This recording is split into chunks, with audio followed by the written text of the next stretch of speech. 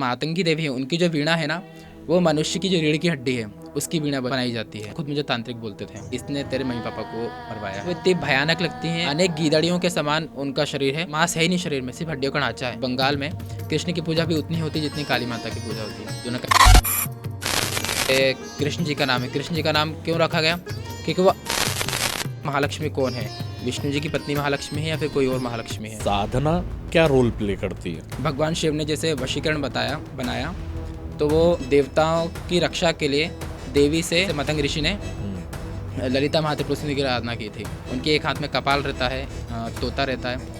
तोतों को पालने वाले से वो सख्त क्रोधित रहती है हमेशा। एक बगलामुखी साधक था, वो बचपन से उसने एक मंत्र कहीं से पढ़ लिया था, लेकिन उसको नहीं पता था कि बगलामुखी देवी का मंत्र है। तो वो बचपन से उस मंत्र को पढ़ता था, उसको नहीं पता कि वो मंत्र कब सिद्ध हो गया। एक कृत्या काशी से किसी ने छोड़ी थी द्वारका के ऊपर, तो भगवान कृष्ण ने सुदर्शन छोड़ा था कृत्या को मारने के लिए, लेकिन कृत्या को मार नहीं सकते आप। तब सभी लोग देवी पार्वती के पास गए। तब माता ने एक रूप धारण किया, वो प्रत्यंगिरा है और वो बहुत खतरनाक रूप है उनका, बहुत खतरनाक रूप है। उन्होंने सिर्फ एक हुंकार भरी थी और ये रावण की कुलदेवी है। उनके बारे में पढ़ा मेरा, बहुत बहुत ज्यादा पावरफुल एंटिटी है और साउथ में बहुत उनको माना जाता है बहुत। तो उन्होंने विष्णु जी को श्राप दे दिया तुरंत कि जिस प्रकार एक घोड़ा अपनी गर्दन पीछे नहीं कर पाता, उसी प्रकार आपको भी किसी दिन गर्दन कट जाएगी और आपके सिर पे भी घोड़े का सिर होगा।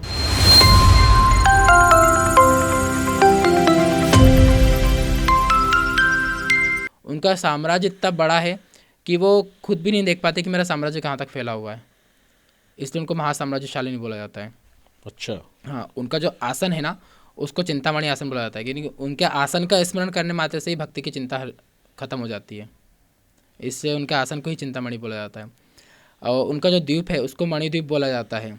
हालांकि जैसे शंकर जी का अगर हम पृथ्वीलोक में देखा जाए तो जो काशी है वो उनका घर है, पर्सनल घर है। जैसे कृष्ण जी का देखा जाए तो वृंदावन उनका पर्सनल घर है। विष्णु जी का देखा जाए तो द्वारका उनका पर्सनल घर है। राम जी का जो धाम हमारी पृथ्वी पर वो साकेत धाम अयोध्या में है, लेकिन देवी का जो धाम है, जो मणिद्वीप धाम ऊपर है, वही मणिद्वीप धाम नीचे भी है। वो है अपना विंध्याचल पर्वत। वहाँ पे माता की कोई कोहनी नहीं गिरी, वहाँ पे सती माता को कोई बॉडी पार्ट नहीं गिरा, लेकिन फिर भी वो महाशक्तिपीठ है, क्योंकि वहाँ पे माता सतयुग के आरंभ से निवास कर रही है, इसलिए उसको मणिद्वीप धाम बोला गया। वहाँ पे तीनों देवियाँ निवास करती हैं। आजकल लोग जानते हैं कि जब कृष्ण जी आए तो योग माया विंध्याचल पर्वत पे चली गई थी, लेकिन विंध्याचल पर्वत पे तीन देवियाँ निवास करती हैं, विंध्यवासिनी, काली माता और महासरस्वती। महाकाली, महासरस्वती और विंध्यवासिनी जो है महालक्ष्मी के रूप में है। दुर्गा सप्तशती में इन तीन देवियों का ही वर्णन है, महाकाली, महालक्ष्मी, महासरस्वती। यानी कि सिर्फ काली, सरस्वती और लक्ष्मी नहीं है, महाकाली, महालक्ष्मी, महासरस्वती तीन देवियाँ अलग हैं। इन तीन देवियों का निवास स्थान विंध्याचल पर्वत पे है। इनमें जो महाकाली हैं वो भगवान कृष्ण की योग माया है, ना कि विंध्यवासिनी योग माया है। विंध्यवासिनी महालक्ष्मी है जिन्होंने महिषासुर का वध किया था, महासरस्वती हैं जिन्होंने शुंभ निशुंभ का वध किया था, और योग माया जो महाकाली हैं उनकी सहायता से विष्णु जी ने मधुकैटभ का वध किया था, इसलिए उनको भी मधुकैटभ को मारने वाली बोला जाता है। और कृष्ण जी का, विष्णु जी का भी नाम मधुसूदन पड़ा, क्योंकि उन्होंने मधुकैटभ को मारा था। ऐसी अलग अलग देवी देवताओं के भी निवास स्थान माने जाते हैं। जैसे आप हिमालय के क्षेत्र में जाओगे तो गंधर्व लोग धरती पर ही रहते हैं, अप्सराएं लोग धरती और स्वर्ग के बीच में रहते हैं, लेकिन वो सब धाम कामाख्या के अधीन आते हैं, तांत्रिकों के अधीन आते हैं। और वहाँ पे जो तंत्र शक्तियाँ हैं, जो क्षेत्र है हिमालय का क्षेत्र, वो बहुत पवित्र माना जाता है, क्योंकि वहाँ पे हम आम जनता पहुँच ही नहीं पाती है, तो वो अशुद्ध होगा ही नहीं, क्योंकि जहाँ आम जनता पहुँच जाती है वहाँ दुर्गति कर ही देती है। तो वो चीज़ अभी तक शुद्ध रखी गई है वहाँ पे हिमालय का क्षेत्र, क्योंकि वो इतना ठंडा रहता है, यहाँ पे कोई साधारण व्यक्ति पहुँच ही नहीं पाता है। अच्छा, कई लोग सर ऐसा बोलते हैं कि जो कामाख्या है वो ही ये ललिता देवी है। हाँ, तो ये सही बात है क्या? बिल्कुल सही है, वही ललिता देवी है, लेकिन वो ललिता का थोड़ा सा उग्र स्वरूप है, जो गलत चीज़ों को बिल्कुल तरीके से रोकने के लिए है। वो उस जगह बहुत स्ट्रिक्ट है, जो ललिता देवी हैं वहाँ पे बहुत स्ट्रिक्ट हैं, लेकिन उन्हीं का एक जैसे एक टीचर है, वो स्कूल में स्ट्रिक्ट रहेगा, भले ही उसका बच्चा क्लास में पढ़ रहा हो, रूल्स रेगुलेशन सबके लिए बराबर है, लेकिन वही बच्चा घर पे है तो वो उसकी माँ बन के, पिता बन के काम करेगा। वहाँ पे वो उसको ज़्यादा चिल्लाएगा नहीं, घर में मारेगा कुटेगा नहीं। वैसे ही जो ललिता है वहाँ पे वो साधकों के लिए है, माता रूप में आप उनके दर्शन कर सकते हो, लेकिन वहाँ पे वो साधकों को विशेष कर उनकी इच्छाओं की पूर्ति के लिए आई है। लेकिन आप माँ रूप में चाहते हो तो आप कामाक्षी जाओ। कामाक्षी में वो सौम्य स्वरूप में है, वो बिल्कुल आराम से बैठी हुई है, आप उनके दर्शन करो। वो कामाक्षी में पूर्ण रूप में निवास करती है। कामाक्षी में माता का कंकाल गिरा था, सती माता का, तो वो ललिता महात्रिपुरा सुंदरी का मुख्य मंदिर है। और वो आदि शंकराचार्य ने ही कामाख्या पे एक श्रीयंत्र बनाया था। श्रीयंत्र का संबंध ललिता देवी से ही है और किसी देवी से नहीं है। उस श्रीयंत्र ही ललिता देवी का मणिद्वीप धाम है, वही उनका घर भी है, वही उनका युद्ध स्थल भी है, और वही ये ब्रह्मांड भी है। वो श्रीयंत्र में ही रहती है। श्रीयंत्र के अलावा दूसरा स्थान उनका नहीं है। दूसरा स्थान हमारा शरीर है, क्योंकि श्रीयंत्र के 9 लेवल हैं और हमारे शरीर में भी 9 लेवल माने गए हैं। तो वो हमारे शरीर के अंदर भी श्रीयंत्र है, तभी वो देवी हमारे अंदर भी रहती है, क्योंकि हमारे अंदर भी श्रीयंत्र है। तो कामाक्षी में जो श्रीयंत्र है ना, वो आदि शंकराचार्य ने खुद बनाया था, और उसकी आराधना जब उन्होंने की थी तब उन्होंने बताया कि आज से सभी पीठों में ललिता देवी की आराधना कंपलसरी मानी जाएगी। उन्होंने 3 चीज़ें सभी चारों शंकराचार्य जी को बांट दी गई थी। जो हिमालय पर जब वो कैलाश पर्वत पर गए थे तो भगवान शिव ने 4 लिंग प्रदान किए थे उनको, शिवलिंग थे छोटे छोटे, वो उनको दिए थे, और तभी उनको श्री विद्या प्रदान की गई थी। श्री विद्या मतलब ललिता देवी की एक विद्या है, ललिता देवी तक पहुंचने का मार्ग है, उसको श्री विद्या बोला जाता है। श्री मतलब जिसका आश्रय लिया जा सके, वो श्री विद्या। तो आदि शंकराचार्य को जब श्री विद्या मिली तो उन्होंने चारों मठों में कंपलसरी कर दिया कि श्री विद्या कंपलसरी है, श्रीयंत्र की पूजा कंपलसरी है, और जो मैं शिवलिंग लाया हूँ ये कंपलसरी है, और 4 शालिग्राम शिला हैं।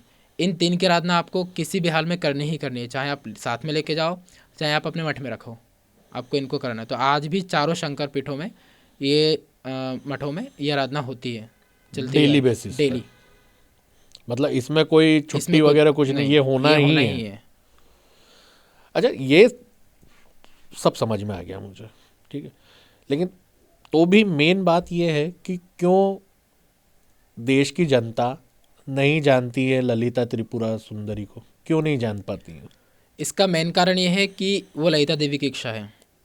क्योंकि उन जैसे कृष्ण जी गीता में कहते हैं कि 100 में से कोई एक भक्त होगा जो मेरी आराधना करेगा, 1000 में से शायद 10 लोग होंगे जो मेरी निष्काम भाव से भक्ति करेगा।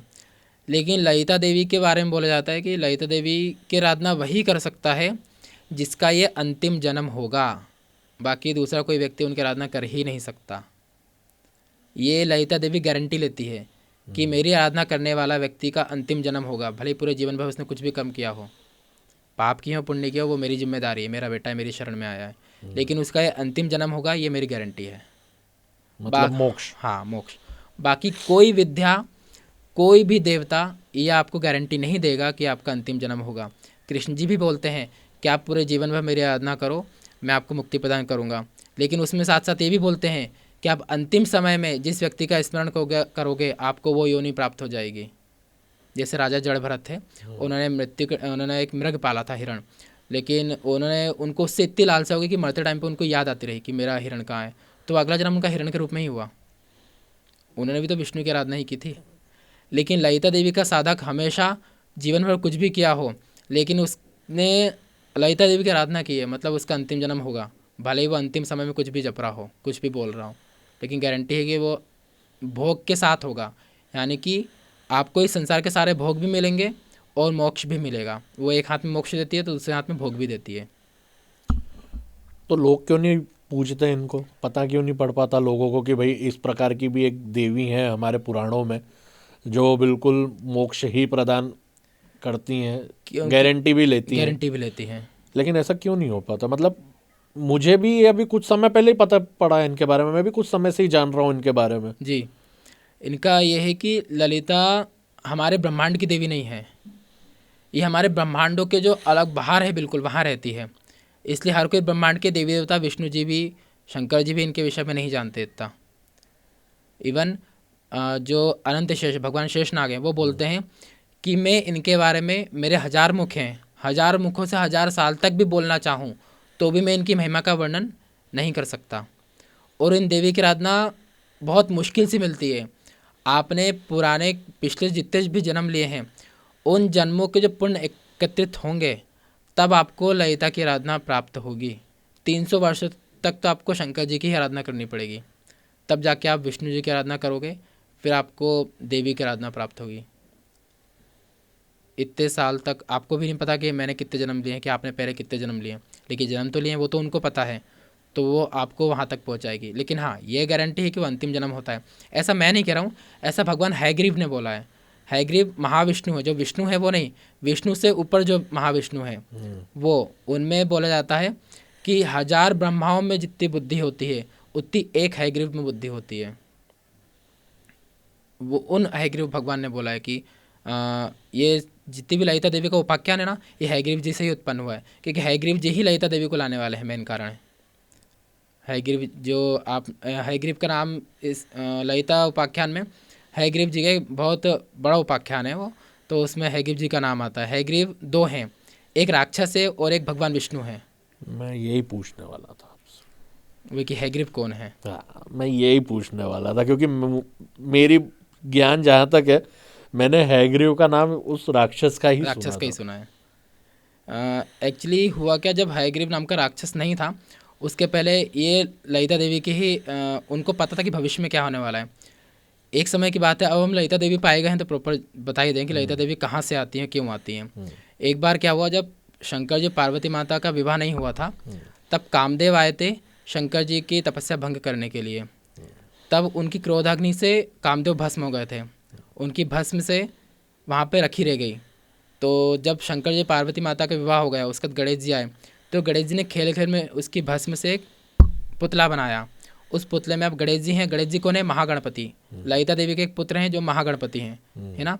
तो वही महागणपति के अंश रूप में गणेश जी आए थे, और वही गणेश जी कृष्ण जी के भी अंश अवतार हैं।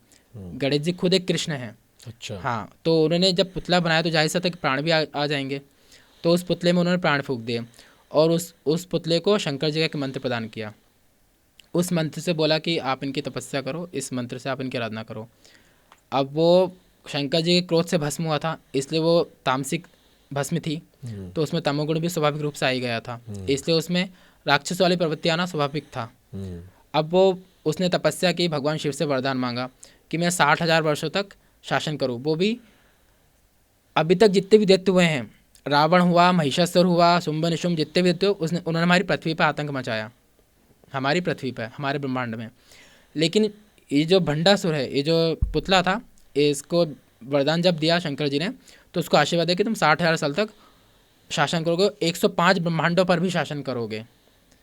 105 ब्रह्मांड, हम तो अकेले सिर्फ नवग्रह वगैरह, तो 105 ब्रह्मांड उसके सिर्फ गले की माला बन के घूमते रहते थे। तो 60,000 वर्षों तक वहाँ शासन करता था। और इवन कि वो जो राक्षस था वो हमारी पृथ्वी पर रहता था, जो शोणितपुर में है, जो हमारी पृथ्वी पर रहता था, दूसरे ब्रह्मांड में भी नहीं रहता, यहाँ से दूसरे ब्रह्मांडों पर शासन करता था, हमारी पृथ्वी पर करता था, हमारी पृथ्वी से। तो शंकर जी ने उसको वरदान दिया, तो ब्रह्मा जी ने उसको भंड भंड कह के पुकारा, तो भंड भंड से उसका नाम हो गया भंडासुर। जब भंडासुर का उसने, जब उसकी 4 पत्नियां थीं, चारों पत्नियां सुंदर थी, वो अपनी चारों पत्नियों से प्रेम करता था, लेकिन जब उसके पुण्य खत्म हो गए तो अब उसके मृत्यु तो ढूंढनी पड़ेगी।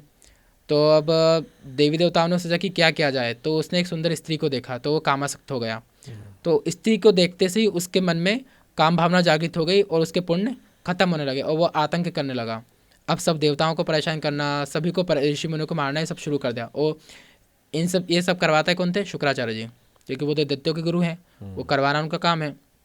अब वहाँ से देवताओं ने बोला कि अब ऋषि मुनि तपस्या नहीं करेंगे, कुछ नहीं करेंगे, तो हमको भविष्य कैसे प्राप्त होगा, हमको बल कैसे मिलेगा। तो अब उनको मरवाने के लिए, भंडासुर को ख़त्म करवाने के लिए कुछ ना कुछ तो करना पड़ेगा। तो अब ये ललिता देवी को तो पता था, लेकिन ललिता देवी अभी तक ब्रह्मांड में आई नहीं थी, वो निराकार स्वरूप में विराजमान थी अपने ब्रह्मांड के बाहर। तो एक बार क्या हुआ, ये अलग कथा चल रही है उस टाइम पे, और इधर बैकुंठ में लक्ष्मी जी सुंदर श्रृंगार करके आई हैं।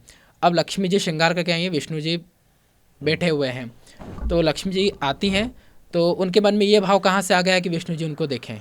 अभी तक तो उनके मन में भाव नहीं आया था कि विष्णु जी उनको देखें।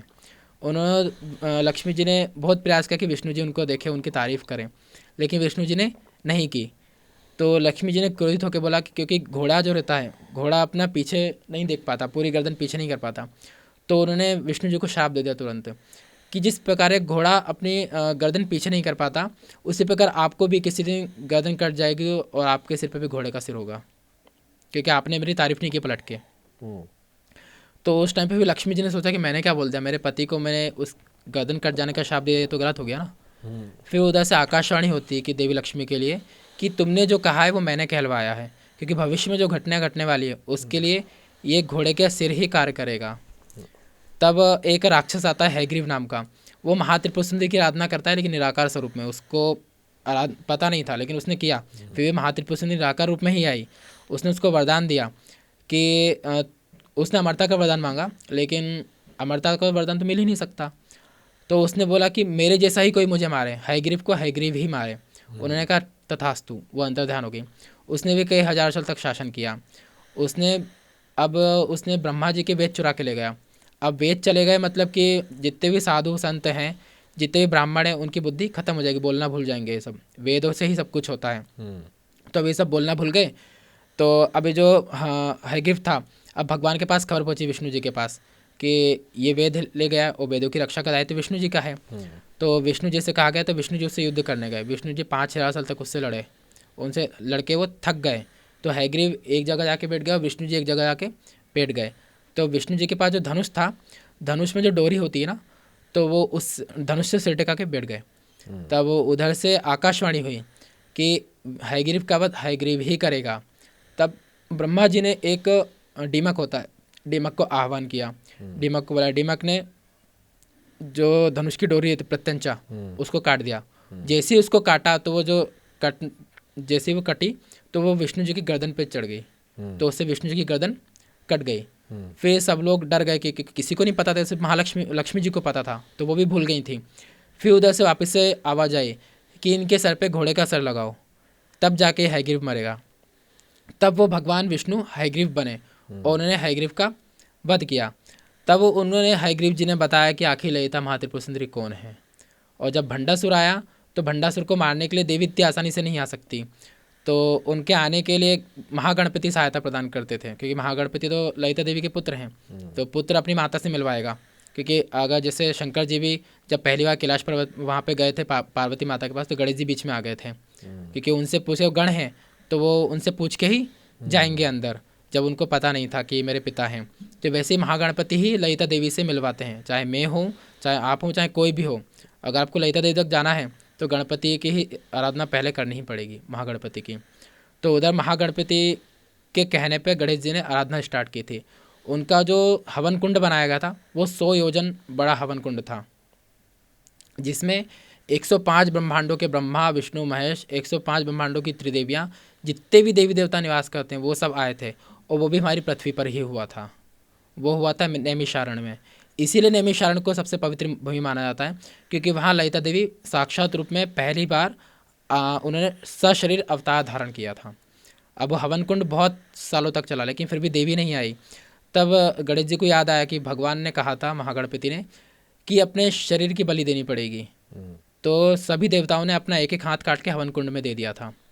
तो इसलिए ललिता देवी का नाम है चिदग्नि कुंड संभूता, मतलब अपने शरीर की अग्नि से जो प्रकट होती है वो है चिदग्नि कुंड संभूता। तो वो उस यज्ञ कुंड से जब देवी प्रसन्न हुई तो ललिता देवी प्रकट हुई थी। तब ललिता देवी ने सभी 105 जो विश्वकर्मा रहते हैं उनको बोला कि आप मेरे नगर का निर्माण करो। मैंने आपको बता दिया है कि मेरा नगर निर्माण कैसा होगा, आपके बुद्धि में डाल दिया है, आपको बनाना है। वो नगर क्या है? श्रीयंत्र है, वो उनका घर है। तब उन्होंने उस नगर में जाके प्रवेश किया। एक एक लेवल पे एक एक भवन है चारों तरफ, उसमें कम से कम 183 देवियों की पूजा होती है। इसके साथ साथ 1800 के आसपास जो देवियाँ हैं उसकी भी पूजा होती है उसके अंदर। उसमें जो ललिता देवी हैं उनकी जो योगिनियाँ हैं वो 64 करोड़ योगिनियाँ हैं। 64 करोड़ योगिनियाँ एक साथ श्रीयंत्र में रहती हैं, भले वो इतना सा श्रीयंत्र हो चाहे वो बहुत बड़ा श्रीयंत्र हो। अच्छा, आप श्रीयंत्र का बता रहे हो ना जी। तो श्रीयंत्र, एक तो शिव जी के मंदिर में आपको श्रीयंत्र मिलेगा ही मिलेगा जी, और एक माता जी का जो मंदिर है वहाँ पे आपको श्रीयंत्र मिलेगा ही मिलेगा, बिल्कुल, भले ही वो ऊपर ऊपर हो चाहे नीचे कहीं रखा पे हो। भी हो, हाँ पर वो मैंडेटरी है, मैंने हर कहीं देखा है। जी बिल्कुल। एक मंदिर है आगर के आगे, एक बैजनाथ महादेव मंदिर। जी वहाँ का जो जैसे मंदिर में आप प्रवेश करो और आप ऊपर देखो, वो बिल्कुल अगर आप सही अलाइनमेंट में आके खड़े होके देखो तो वो जितना पूरा गुंबद है ना वो आपको श्री यंत्र के पैटर्न में ही दिखेगा। यही चीज़ अपने महाकाल पे भी है। आपने मैंने 6-7 साल पहले एक फ़ोटो देखा था, पेपर में आया था, ऊपर से लिया गया था, वो पूरा श्रीयंत्र में ही बना हुआ था महाकाल मंदिर। क्योंकि श्रीयंत्र सभी यंत्रों का राजा है। आप इसमें किसी भी देवी देवता की पूजा कर सकते हो, आपको किसी भी अलग से देवी की या देवता के यंत्र लेने की आवश्यकता नहीं है अगर आपने श्रीयंत्र की पूजा कर ली तो। बेसिकली ये श्री ललिता देवी हाँ, का ही उनका द्वारा ही बनाया गया स्थान उनका है। नगर है हाँ, ये, आप उनका ये नगर समझ है। सकते हो। अगर आप उसकी पूजा कर रहे हो तो इसका मतलब आप उनकी पूजा कर रहे हो। हाँ, उनके आराधना स्वाभाविक रूप से। इसका वरदान है कि जो इसकी आराधना करेगा, ललिता देवी वरदान देती ही नहीं है, हाँ, उनको वरदान देने की आवश्यकता ही नहीं है। उनके प्रसन्न हो जाने से उनकी जो सखियाँ हैं ना, वही वरदान दे देती हैं। आपने देखा हो दिवाली पर श्रीयंत्र की पूजा होती है, लोग बाग लक्ष्मी प्राप्ति के लिए करते हैं, जबकि लक्ष्मी जी का उससे कोई संबंध नहीं है। बस ये है कि जो इसकी पूजा करेगा मैं स्वाभाविक रूप से उस पर प्रसन्न हो जाऊंगी। जबकि उसमें लक्ष्मी जी अंश रूप में निवास करती हैं, लेकिन उसका जो मेन कारण है, लक्ष्मी जी उसमें निवास करती हैं ललिता देवी की सेवा करने के लिए। ललिता देवी की जो पूजा होती है 64 उपचार पूजा होती है, किसी भी की नहीं होती है, और अब किसी की। बोलते हैं ना 64 योगिनियाँ 64 हाँ, योगिनियाँ। हाँ। तो जो ललिता देवी जब उठती है ना पलंग से, वहाँ से लेकर के राज सिंहासन तक जब जाती हैं, उतनी देर में उनकी 64 उपचार पूजा हो जाती है। यानी कि अगर वो एक नथी भी धारण कर रही हैं तो उसका भी एक मंत्र है, अगर वो नाखून पे भी या फिर आलता वगैरह भी लगा रही हैं तो उसका भी एक मंत्र है, साड़ी पहन रही है तो उसका भी एक मंत्र है, करदनी धारण कर रही है तो उसका भी एक मंत्र है। ऐसे उनके 64 मंत्र हैं। उसको बोलते हैं, वो हर कोई नहीं कर पाता, वो फिर चारों मठों में विशेषकर पूजा होती है, बहुत बड़े तौर पर होती है, वो 64 उपचार पूजा होती है। नॉर्मल बंदा नहीं कर नहीं, सकता उसे। आप राजा महाराजा सिर्फ राजसी पूजा कर पाते हैं, वो भी 16 उपचार पूजा, 16 प्रकार की पूजा, लेकिन वो उनकी सिर्फ एकमात्र पूजा होती है, 64 उपचार पूजा होती है। और उसमें अगर आपने वो पूजा कर ली तो आपको तो सब कुछ आ गया। मतलब अगर आपने इनको खुश कर दिया या इनकी भक्ति में आप रम गए तो आपको सब कुछ मिल सब कुछ मिल जाएगा। गया। आप जो प्रत्यंगा की बोल रहे हो, प्रत्यंगा की आराधना करने का अलग से, हाँ, ललिता सहस्रनाम में ही इनका वर्णन आता है प्रत्यंगिरा देवी का। अगर आप ललिता देवी की आराधना करते हो, सिर्फ एक बार सहस्रनाम पढ़ने का फल बता रहा हूँ मैं, 1000 बार पढ़ने का नहीं, सिर्फ एक बार आपने सहस्रनाम करा है तो प्रत्यंगिरा आपकी रक्षा करने आएगी। जबकि प्रत्यंगिरा इतनी आसानी से किसी के पास नहीं आती है, वो आपका तभी आएगी जब आपने ललिता देवी की आराधना कर ली, तो प्रत्यंगिरा आपकी रक्षा करने का दायित्व उसका है। अब आपका ललिता देवी अपने ऊपर दायित्व लेती ही नहीं है, वो कुछ करती ही नहीं है, क्योंकि उनकी सखियाँ हैं, उनकी जो देवियाँ हैं वही अपना कार्य करती हैं। वो तो सिर्फ अपने आँखों से या फिर अपने मन से किसी को आदेश दे दे तो दे दे, नहीं तो सबको पता है कि मुझे किस जगह पे क्या क्या कार्य करना है, ये सब पहले से प्री डिसाइड है। अच्छा, इनके बारे में और कैसे जाना जा सकता है? क्या इनके ऊपर किताबें हैं हाँ, या कुछ हैं? सब जगह नहीं है, लेकिन आप ब्रह्मांड पुराण पढ़ सकते हैं। ब्रह्मांड पुराण में ललितोपाख्यान है, वो इन्हीं के ऊपर पूरा है। और आप सौंदर्य लहरी पढ़ सकते हैं, सौंदर्य लहरी में इनका वर्णन है। सौंदर्य लहरी तो पूरे पूरे शो के 100 श्लोक इन्हीं के ऊपर हैं, आदि शंकराचार्य जी द्वारा रचित और है। ये जो किताब लेके आए हैं ये ललिता सहस्रनाम, ये भी ललिता उपाख्यान ही है। अच्छा, ललिता सहस्त्रनाम। इसी में इनकी अलग से फलश्रुति भी दे रखी है। फलश्रुति, हाँ, एक इसकी फलश्रुति की भी एक विशेष बात है कि जो दूसरे स्त्रोत हैं उनकी फलश्रुति 15 से 16 श्लोक में होगी। जैसे विष्णु सहस्त्रनाम भी मैंने पाठ किया है, तो उसमें 15 से 16 श्लोक में फलश्रुति खत्म हो जाती है। लेकिन इसकी जो फलश्रुति है वो 60 से 70 श्लोक में है। उसमें भी हयग्रीव जी बोलते हैं कि मेरा ही इतना सामर्थ्य है, बस मैं इसके आगे नहीं कर सकता। ये किताब का नाम है, और इसमें भी शुरू में ही श्री यंत्र बना हाँ, हुआ है। श्री यंत्र। इनका जो आसन है ना, इनकी विशेष बात है कि सब इनका श्रृंगार कर हर चीज़ में ये विशेष हैं। अच्छा, आप देखो, सिंहासन है, सिंहासन पे शिव जी हैं, शिव जी के ऊपर ये बैठी हाँ, हुई हैं। उसमें भी एक चीज़ गायब है, फोटो में 2 चीज़ गायब है। इनका जो आसन है ना, इस आसन के अपन जो चेयर रहती है उसके 4 पैर रहते हैं, तो चारों पैर में 4 देवता निवास करते हैं, वो पकड़ के रखते हैं। ब्रह्मा, विष्णु, रुद्र और ईश्वर, ये 4 उनके पाए हैं। उसके ऊपर सदाशिव एक फलक मतलब चादर के रूप में निवास करते हैं। अच्छा, उसके नाभि से कमल निकलेगा, उसके ऊपर ललिता देवी विराजमान होती हैं। अच्छा, इनके हाथ में गन्ना है। गन्ना है, ये कामदेव का भी प्रतीक माना जाता है, और इसी अस्त्र से उन्होंने भंडासुर को मारा था।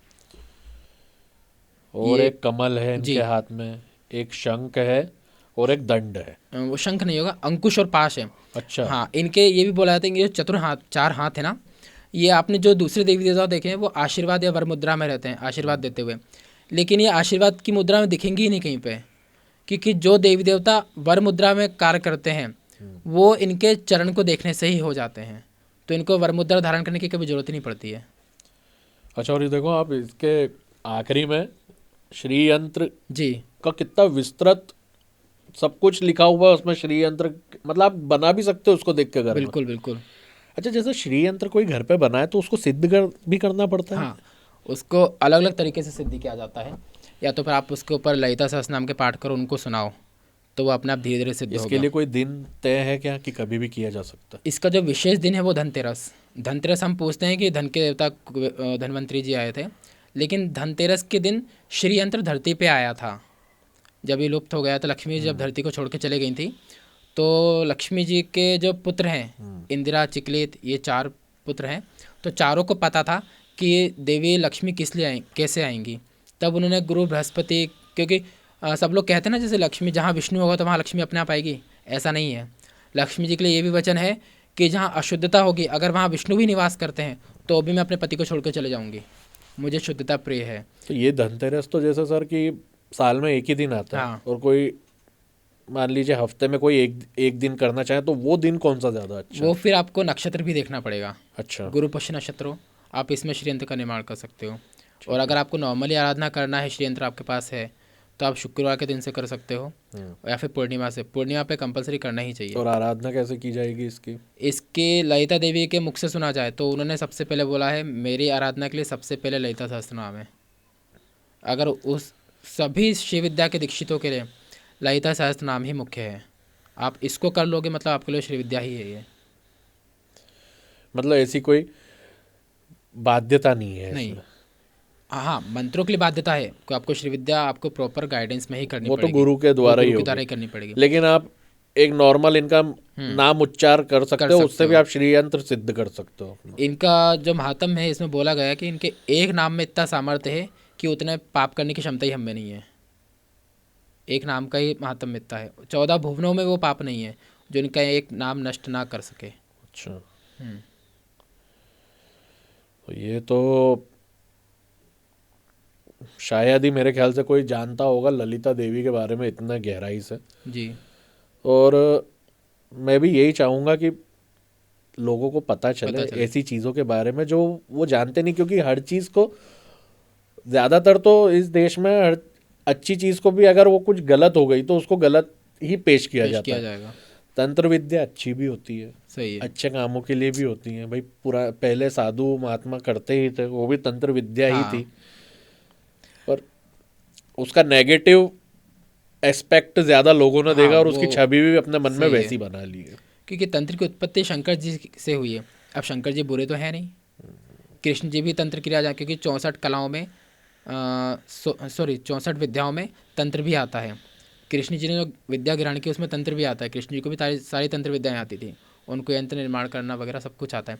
आजकल तो मैंने देखा जहाँ पे कोई अगर कोई सुंदर चीज़ भी बना रहा है ना तो वो भी यंत्र ही है, लेकिन उसको भी लोग गलत बोल देंगे कि कोई तंत्र क्रिया कर रहा है। मतलब मैं मेरे घर में अगर मान लीजिए मेरी वाइफ ने श्री यंत्र बनाया और गेट के उधर लगा दिया या कहीं हाँ। लगा दिया तो लोग उसको अच्छे नज़र से नहीं नहीं देखेंगे, देखेंगे। क्योंकि हमारे यहाँ दिमाग ही वैसा बन गया है हाँ, इसीलिए कि बिल्कुल सही है। इससे जुड़ा इंसान कुछ ना कुछ उल्टा सीधा ही काम कर रहा होगा। बिल्कुल।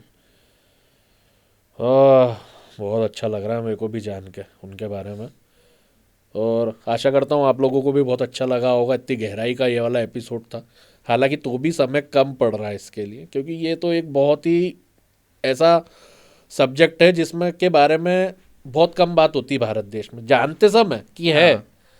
लेकिन वो कैसे की जाए, उसका सही तरीका क्या है, किसके साथ होनी चाहिए किसके साथ नहीं होनी चाहिए, क्या उसकी बाध्यताएं हैं, क्या उसकी मान्यताएं हैं, लोगों को ये पता ही नहीं है। और फिर जब जो जिस चीज़ के बारे में हमें पता नहीं होता है ना, उसको हम गलत बोलने लग जाते हैं। जैसा हमने बचपन में कहानी सुनी होगी कि वो लोमड़ी अंगूर खाना चाहती थी, खा नहीं पाई, तो आखिर में उसने क्या सोचा कि अंगूर खट्टे हैं भाई। बिल्कुल बिल्कुल।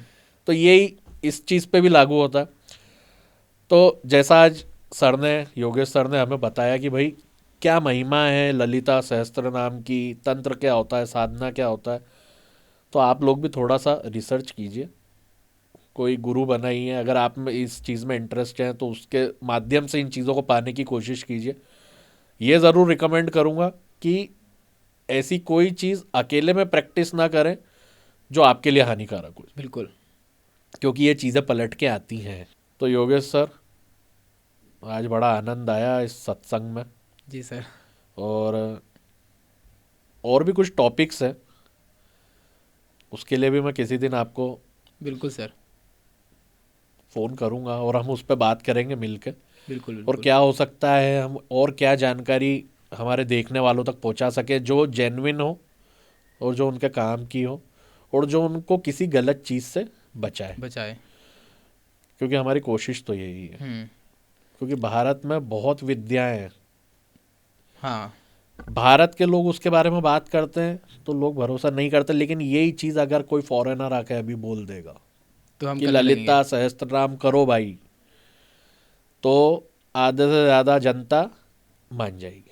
इवन अभी 50-60 साल पहले की बात है, शायद से 30-40 साल पहले अमेरिका में एक ज़मीन पे एक यंत्र बना हुआ दिखा था, और जब उसको ऊपर से देखा गया तो वो कुछ बीघा में जो खेत रहता है ना, उस पे ऊपर से देखा गया तो पूरा षड्यंत्र बना हुआ था, और वो इतना बड़ा था कि कोई आम व्यक्ति इंसान नहीं बना सकता। ये अभी भी यूट्यूब पे भी आप देखेंगे कहीं ना कहीं तो आपको मिल जाएगा, उसका प्रॉपर फोटो मिल जाएगा। वो खेत है पूरा का पूरा, उससे पूरा षड्यंत्र बना हुआ है अमेरिका में। तब उन्होंने इस पर सर्च किया कि ये है क्या, तब उन्होंने देखा कि ये तो षड्यंत्र है जिसकी इंडिया में पूजा होती है। तो उसी षड्यंत्र की पूजा अमेरिका में भी कई मंदिरों में अब होने लगी है, कि फॉरेनर्स लोग करते हैं लेकिन इंडियंस लोग षड्यंत्र को नहीं जानते। सिर्फ हम जानते हैं कि हमारा मतलब क्या है, श्री का मतलब पैसा, लक्ष्मी, लक्ष्मी। बस इससे ज़्यादा हाँ, सोचना भी नहीं सोचने नहीं चाहते। है। जबकि श्री का मतलब पैसा नहीं है, हमारी बुद्धि पैसे तक अटकी हुई है। जो आदिवासी लोग हैं तो उनको पैसे से मतलब नहीं है, लेकिन उनका श्री क्या है, जंगल वनस्पति। जो नदी के जीव जंतु हैं उनके लिए पैसा क्या है, उनके लिए श्री क्या है, जल। इसी संसार में जो भी आप देख सकते हैं सब श्री है। आप कुछ कर रहे हैं, और विद्यार्थी के लिए उसका श्री क्या है, विद्या। जो काम कर रहा है उसके लिए उसका श्री धन है। माता के लिए उसका श्री उसकी संतान है, उसका पति है। एक पुरुष के लिए उसका जो श्री है वो उसका परिवार है।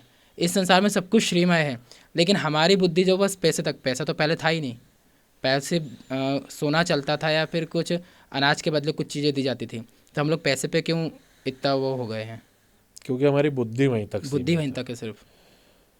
और सर, लोगों को सही राह दिखाना, सही बात बताना आज के समय में ज़्यादा ज़रूरी हो गया है, क्योंकि चीज़ें तेज़ी से बदल रही हैं और लोग गलत रास्तों पर जा रहे हैं। बिल्कुल सर। और हर चीज़ भारत से निकली है, मतलब हर प्रकार की विद्या भारत में ही है, भारत से ही गई है। बुद्धिज्म भारत से निकला है, सिखिज्म भारत से निकला है, क्या नहीं निकला है भारत से। सही बात है, लेकिन फिर भी भारतीय लोग नहीं अपनाते। अगर नहीं कोई अपनाते। बाहर का व्यक्ति आके बता देगा ना, हाँ, तो तत्काल मान तो हम जाएंगे। लोग मान जाएंगे। चलिए, कोशिश करेंगे हम बिल्कुल सर। कि और अच्छी अच्छी जानकारी सबके लिए लेके आएँ, क्योंकि बहुत सारी बातें हैं जी जिनके बारे में लोगों को पता ही नहीं है, जी वो जो सर। है। तो आज के एपिसोड को यहीं हम विराम देते हैं, जी फिर किसी दिन वापस मिलेंगे सर, जी सर। और कोई बहुत अच्छे टॉपिक पे बात करेंगे। चलिए, जय श्री महाकाल। जय श्री महाकाल।